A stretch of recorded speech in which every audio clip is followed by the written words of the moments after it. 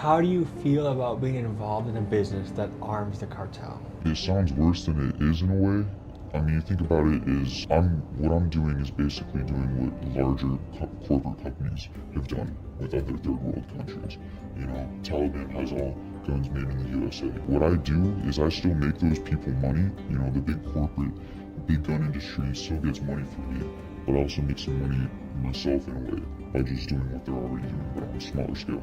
Now, according to Arizona law, these gun smugglers could face up to 10 years in prison if caught for the crime. But what's interesting to me is the same US government that will hammer these guys for selling guns also like to sell a lot of guns overseas themselves. This has happened a lot of times in recent history, but let's just highlight a couple of recent examples. Take the Soviet-Afghani conflict in the 1980s. The CIA funneled tens of thousands of guns to the Afghan fighters, the Mujahideen, to win the battle against the dreaded Soviets, our enemy at the time. Fast forward a few years later, the same Mujahideen fighters that we armed with the guns that we gave him, some of these guys later turned into the Taliban, which was really good for the military-industrial complex because this fueled another 20 years of war and profit. And most recently for the United States politicians and arms manufacturers, we have sent billions to Ukraine and Israel, which some could say the US taxpayer is indirectly responsible for the deaths of tens of thousands of people, including women and children. So while a low-level smuggler might spend a decade behind bars for moving a few rifles across the border, the corporations and politicians who benefit from this arms dealing will walk free.